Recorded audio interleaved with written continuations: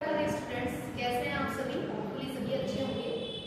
आज की क्लास में हम कंप्यूटर के वर्गीकरण को पढ़ेंगे। कंप्यूटर का वर्गीकरण मैंने प्रीवियस क्लास में भी पढ़ाया था, जिसके अंदर कंप्यूटर के वर्गीकरण में मैंने आपको पीढ़ियां बताई। तो पीढ़ियां देखने के लिए आप जनरेशन ऑफ कंप्यूटर वाले में देख सकते हैं। अब बात करेंगे हम कार्य के आधार पर कंप्यूटर और आकार के आधार पर।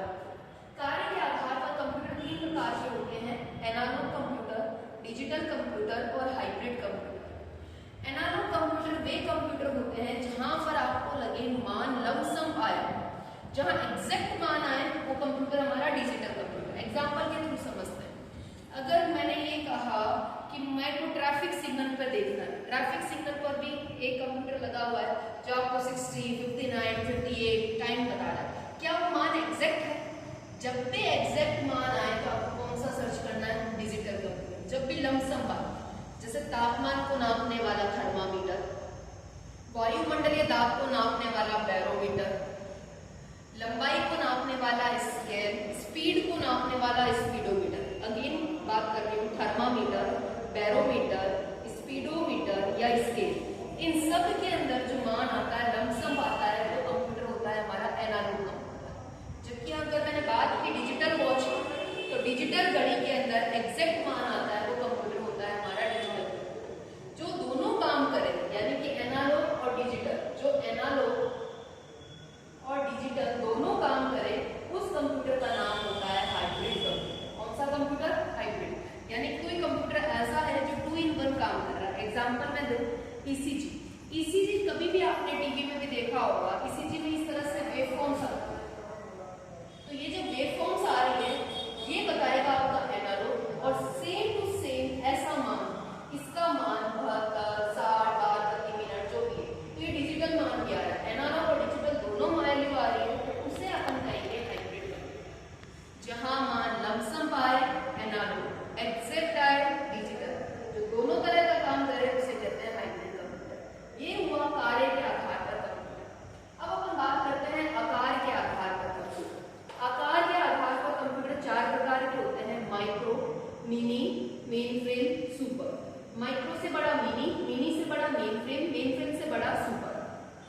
माइक्रो कंप्यूटर घरों में या लैपटॉप में जो कंप्यूटर काम में आते हैं, घरों में या लैपटॉप में जो कंप्यूटर काम में आते हैं, उन कंप्यूटर को कहा जाता है माइक्रो कंप्यूटर। ऑफिस में, कार्यालय के अंदर जो कंप्यूटर काम में लिया जाता है, उन्हें कहते हैं मिनी कंप्यूटर।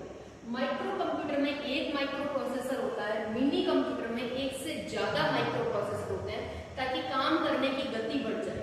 तो घरों में उपयोग लिया जाने वाला कंप्यूटर माइक्रो, ऑफिस में काम में लिया जाने वाला computer mini computer. Main frame computer का उपयोग होता है बैंकिंग सेक्टर में, बैंकिंग सेक्टर के अंदर, रेलवे सेक्टर के अंदर, या फिर मैं कह सकती हूँ गवर्नमेंट पोर्टल में। बैंकिंग, रेलवे, गवर्नमेंट पोर्टल, इन सब में कंप्यूटर जो काम में आता है उसे कहते हैं मेन फ्रेम कंप्यूटर। एग्जाम्पल के तौर पे मैं बात करूँ, अगर आपको दिल्ली से बॉम्बे की टिकट बुक करानी है, तो आप यहीं बैठे आप बुकिंग करवा सकते हो। कभी भी ऐसा नहीं होगा एक सीट पर आपको 2 बंदे मिले। आपकी सीट रिजर्व है तो वो आपकी ही रिजर्व है, क्योंकि वहां पर लगा होता है मेन फ्रेम कंप्यूटर। अगर आपने बैंक के अंदर पैसे निकलवाए, चाहे आप आरटीजीएस से निकालो, चाहे नेफ्ट से निकालो, चाहे चेक के थ्रू, चाहे एटीएम के थ्रू, चाहे आप खुद जाके वहां पर निकालो, जितने पैसे हैं अगर आप सारे के सारे निकालने की कोशिश करोगे, किसी एक माध्यम से ही निकलेगा, चाहे आपका अकाउंट कहीं पर भी हो, क्योंकि कंप्यूटर लगा होता है मेन फ्रेम कंप्यूटर। तो मेन फ्रेम कंप्यूटर लगा होता है बैंकिंग में, रेलवे के अंदर और गवर्नमेंट बोर्ड के अंदर। बात करते हैं सुपर कंप्यूटर। सुपर कंप्यूटर नाम सुपर है तो इसके काम भी सुपर है। सुपर कंप्यूटर का उपयोग किया जाता है मौसम की भविष्यवाणी में व अंतरिक्ष अनुसंधान के अंदर।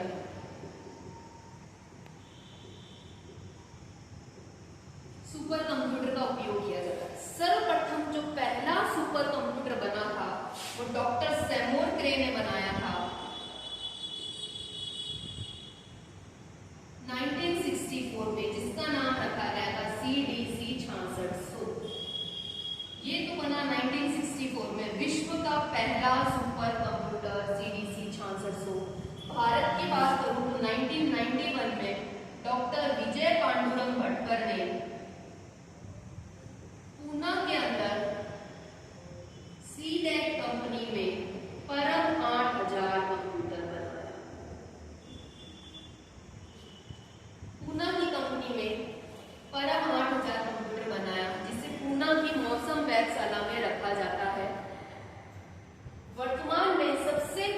सुपर कंप्यूटर है। भारत का अगर मैं कहूँ तो एरावत, और विश्व का कहूँ तो EI कैपिटल। विश्व का सबसे तेज सुपर कंप्यूटर है EI कैपिटल, तथा भारत